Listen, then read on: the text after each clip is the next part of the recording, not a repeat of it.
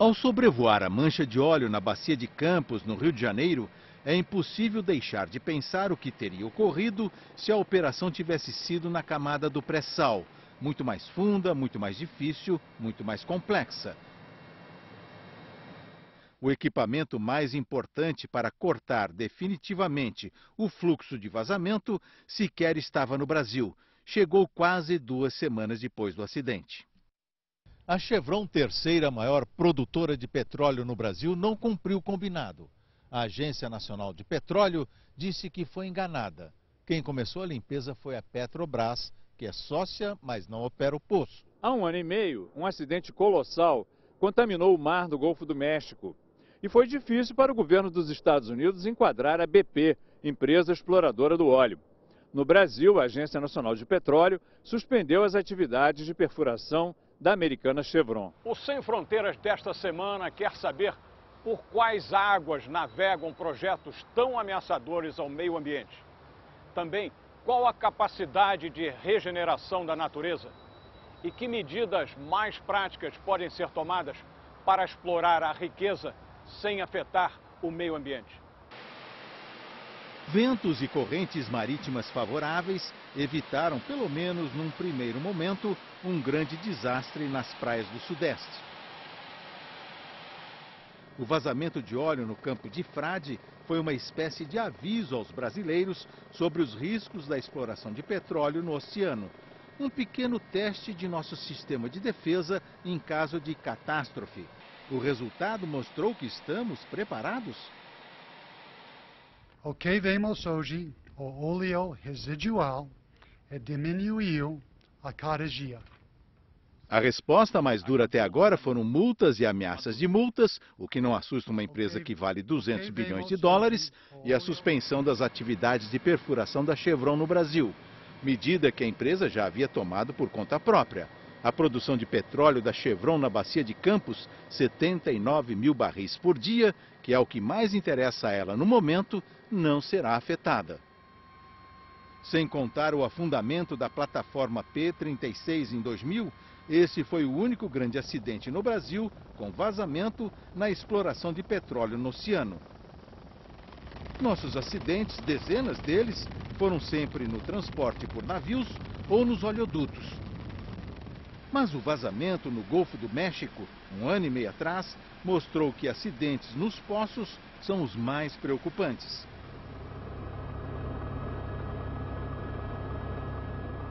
E o vazamento na Baía de Guanabara em 2000, um rompimento de oleoduto, mostrou de maneira dramática o que acontece quando o óleo atinge a costa, mesmo em quantidade pequena. No Brasil, de uma certa forma, os vazamentos da Baía da Guanabara, o vazamento do Rio Iguaçu, até os anos 2000, fez com que a Petrobras fosse obrigada a investir bilhões de dólares para reestruturar a sua capacidade de lidar, de evitar que esse tipo de episódio se repita e de lidar com suas consequências. Só que isso é apenas a Petrobras, não é o governo. E o grande problema do Brasil está no governo. Mas também não se pode ignorar a advertência recente do Golfo do México, que demonstrou cabalmente de que os instrumentos regulatórios em vigor na indústria do petróleo offshore no mundo inteiro são insuficientes.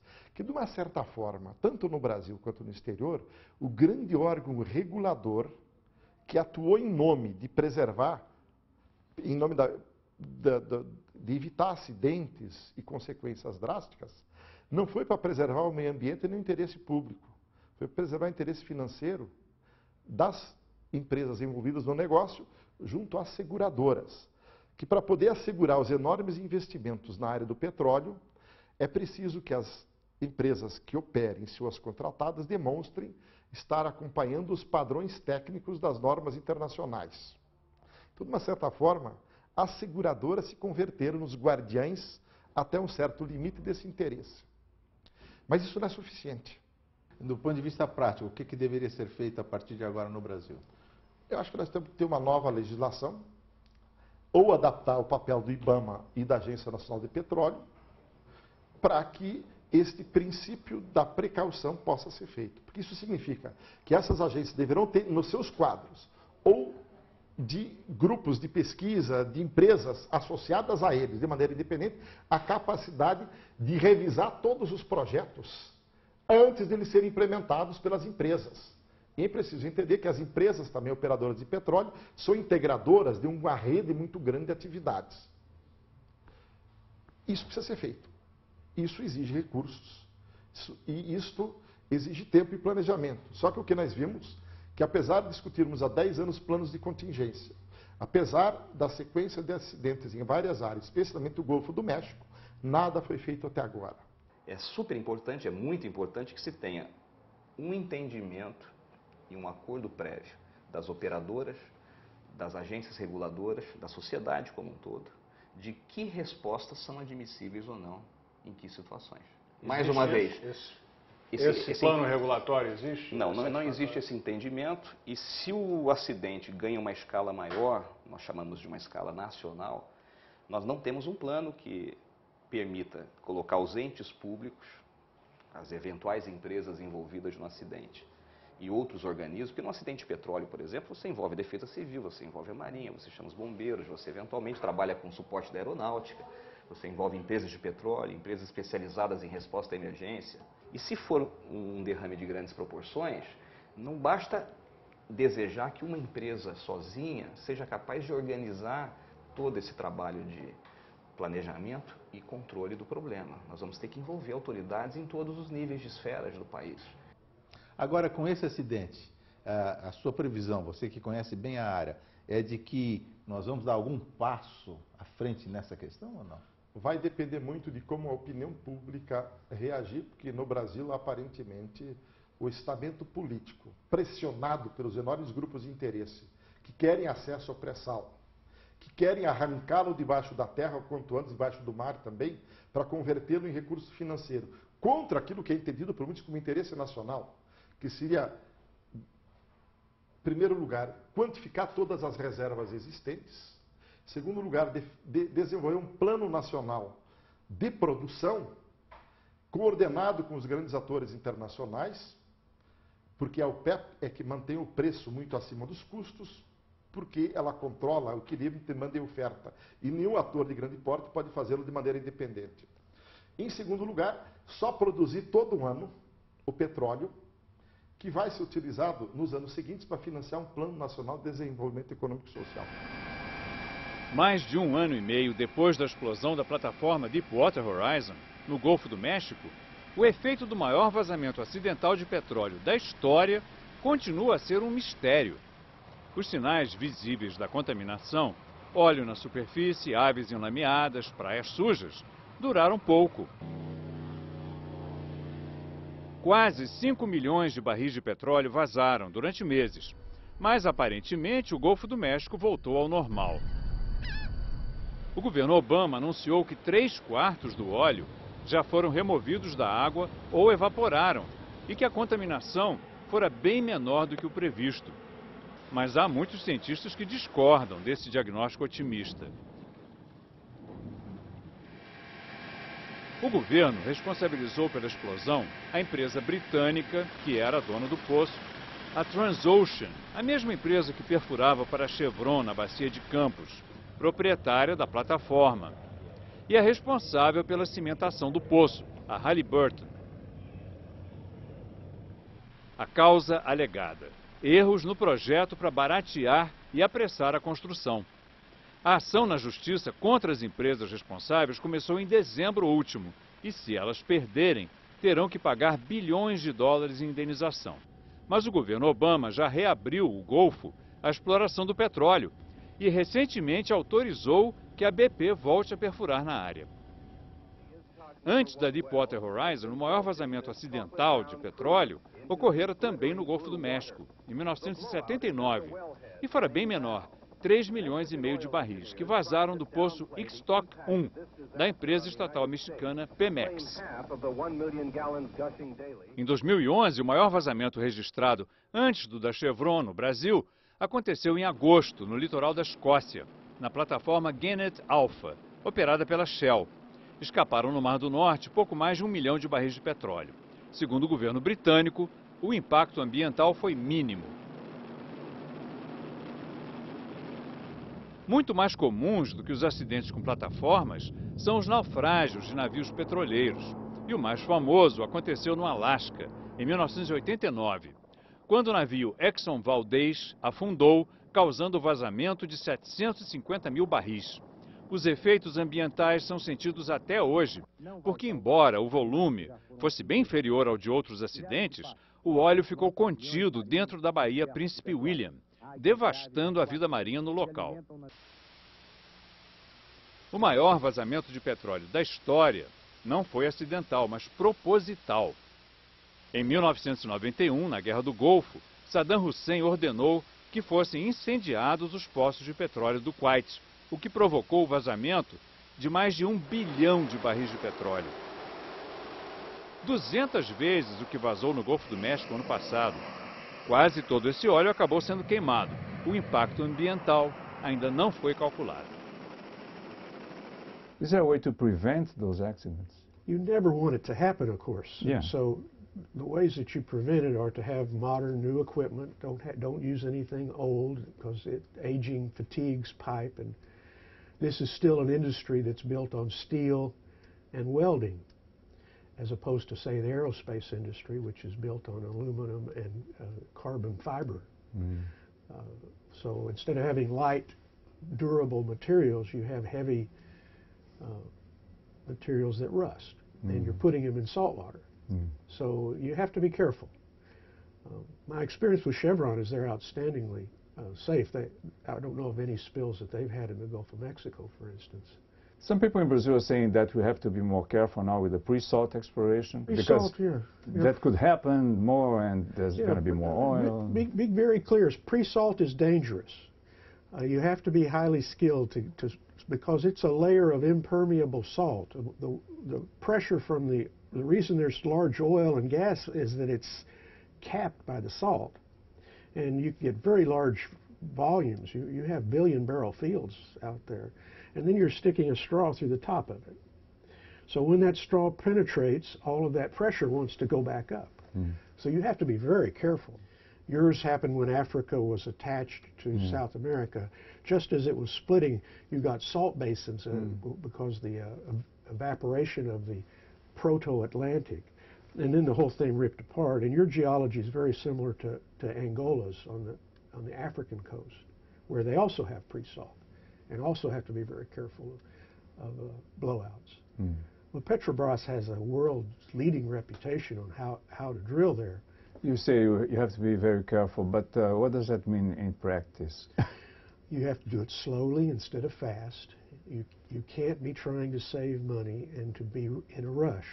Is the haste and saving, the cutting costs that caused the Deepwater Horizon accident? That's exactly what caused the British Petroleum blowout at the Deepwater Horizon. They were abandoned. They were leaving the well site. They were way over budget and way over time. The rig was promised at a next location weeks before, and so they cut corners. And that's very dangerous when you have a bigger field than you think you have. They thought it was about 200 million barrels, which would put it at about the same size as the Chevron field in Brazil. Instead, it was 1 billion barrels, so 5 times bigger. So the claim from the administration that the contamination was minor is contested? There was nothing minor about this. That said, the coral reefs that we have in the ocean coastlines are almost all built on oil seeps. The greatest example is the Great Barrier Reef off of Australia. We have reefs in the Gulf of Mexico that grow on natural oil seeps.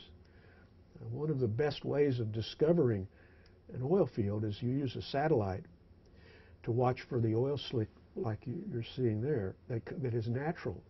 And then you send the drill ship to drill into it. That's how Angola was discovered. So it's not all that bad? It's geologically, good and bad don't matter to the Earth. I mean, the Earth, right, it's natural. What's not natural is drilling a hole through the salt and getting a lot of it come up. Há várias maneiras de lidar com petróleo derramado no mar. Vai da coleta por navios-tanques até a transformação química e biológica do produto derramado por conta própria, a ponto de se degradar. Petróleo na água salgada perde aos poucos suas propriedades originais e se desintegra como subprodutos menos ameaçadores. A duração desse processo de degradação depende da composição específica do produto derramado, das condições climáticas na área afetada, como sol, ondas, ventos, e da quantidade derramada. O destino da maior parte do óleo no ambiente marinho varia conforme a atividade microbiológica. Uma centena de espécies de bactérias e fungos usa componentes de petróleo para seu metabolismo e crescimento. Nós chamamos esse processo de intemperismo natural do óleo. O óleo é uma substância composta basicamente por substâncias químicas chamadas hidrocarbonetos. São moléculas com hidrogênios e carbonos. Ao se ter o derrame ou vazamento de um produto desse oleoso, tanto o petróleo quanto seus derivados, no ambiente aquático, primeiro o petróleo não vai tender a entrar na chamada coluna d'água. Ele não se mistura com a água. É como um azeite lançado sobre um copo ou um recipiente com água, né? A primeira questão básica é que o óleo tende a se espalhar por essa não afinidade com a água de forma ampla e rápida. Então, poucas quantidades de petróleo podem formar manchas de grandes extensões, porque derrames com alguns centímetros de espessura só vão estabilizar essa necessidade de ampliação quando a mancha tiver uma espessura muito pequenininha da área de micra. Durante esse processo, as correntes e os ventos vão conduzir o óleo ou para alto mar ou para o litoral. A nossa expectativa do ponto de vista ambiental é sempre que esse óleo não venha para as regiões mais rasas, porque regiões mais rasas são sempre muito ricas do ponto de vista ecológico. Tem mais nutrientes, tem mais diversidade de organismos e, portanto, o óleo no ambiente oceânico ele é menos problemático. Menos de 10 minutos após um vazamento, uma tonelada de óleo pode se dispersar num raio de 50 metros, com 10 milímetros de grossura. Conforme a viscosidade do material fóssil e o que se passa na superfície da água, a mancha de óleo vai perdendo espessura enquanto se espalha. Nos primeiros dias após o derramamento, parte considerável do óleo se transforma em gás. Perde também entre seus componentes os hidrocarbonetos, que se dissolvem na água. Outros componentes, formados como resultado de oxidação no ambiente marinho, também se diluem na água salgada. Transformações químicas do petróleo na superfície da água começam menos de um dia após o derramamento, quando ocorre, sobretudo, uma oxidação. Seus subprodutos se diluem com mais facilidade na água. Parte do petróleo derramado, de 10% a 30%, se deposita no fundo do mar. Isso se dá, sobretudo, perto do litoral e em águas mais rasas. Longe da costa, sedimentação é um processo lento. Ao mesmo tempo, ocorre biossedimentação. Filtros de plâncton e de outros organismos absorvem o óleo emulsificado e os depositam no fundo do mar, onde a falta de oxigênio diminui o ritmo de decomposição. Ali, o petróleo pode durar anos. O acidente que teve aqui na Baía de Guanabara, uns 12 anos atrás, foi um pouco nessa linha. Foi. E 12 anos depois, está recuperado? Se você fizer investigação em algumas regiões do fundo da Bahia, principalmente aquelas que o sedimento é muito fino, não nas praias arenosas, mas principalmente em ambientes onde o fundo é lamoso, como os mangues, você vai encontrar traços desse óleo, como se fossem registros históricos, que o material vai sedimentando e vai formando camadas. Você vai ver uma camada escura, residual, de óleo que está remanescente até hoje. Se ficar na superfície, mas no mar, já, com esse tempo todo, já teria se deteriorado. Sim, com exceção de uma fração menor comum nos petróleos, que nós chamamos de asfaltenos, que são moléculas já muito grandes, que não interessam às bactérias, não são um alimento interessante para elas, e que são muito resistentes ao próprio intemperismo físico, né? É como pegar um pedaço de vidro, ele vai rolando, rolando, rolando com as águas e vai arredondando, virando um grãozinho menor. Esse asfalteno funciona assim. E você pode encontrar resíduos dessa natureza, inclusive desde períodos como a Segunda Guerra Mundial. Instintivamente, quem é leigo no assunto pensa, bom, o petróleo está ali na superfície, o jeito é recolher, aspirar, jogar nos navios e aí eliminar a poluição na área. Isso é realista, considerando? Existe um conceito moderno que define as escolhas de soluções nessas situações, quer dizer, o que fazer. Então, muitas vezes, recolher energicamente o óleo de certos ambientes causa mais mal ao ambiente do que deixar o ambiente se autodepurar. Existem exemplos clássicos. Eu estou numa região remota, onde não há pessoas vivendo, onde não há nenhuma atividade humana exploratória ou de interesse econômico, e esse óleo está nas entranhas de rochas ou em praias com cascalhos e materiais grosseiros. O que eu faço? Eu removo isso tudo, eu retiro as rochas de lá, eu saio lavando com jatos de água, muitas vezes água aquecida, ou deixo o ambiente se autodepurar. Vamos supor uma companhia de petróleo que explore o petróleo no fundo do mar com responsabilidade, com cuidado, com honestidade. O que ela precisa ter para um caso de um acidente desse tipo?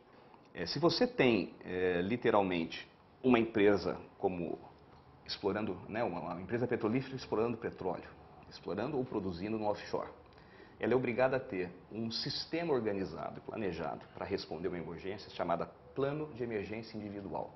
É conhecido no Brasil como PEI. Qual o objetivo desse plano? Que inclusive é obrigatório no licenciamento ambiental de qualquer atividade, não só a plataforma de petróleo, mas portos, marinas e terminais de combustíveis em mar ou em rio no Brasil, tem que ter o plano de emergência individual. Ele prevê, primeiramente, quais são os locais onde é mais possível ocorrerem acidentes, que quantidades devemos esperar serem derramadas. Ele é obrigatório contemplar o mapeamento dos recursos humanos e naturais naquela região de entorno mais susceptível a ser atingida pelo óleo. E em função desse estudo prévio, você então dimensiona quantas pessoas eu devo ter disponíveis numa situação de emergência, que equipamentos eu devo empregar, em que quantidade.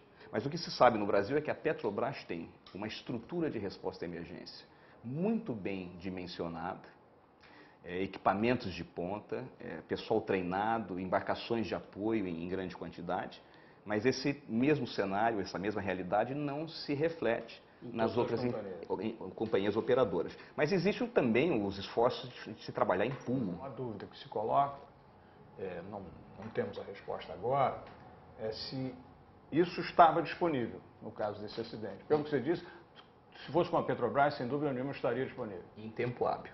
Porque não é só ter os equipamentos, eles têm que existir em algum local. Não adianta buscar esse equipamento na Noruega.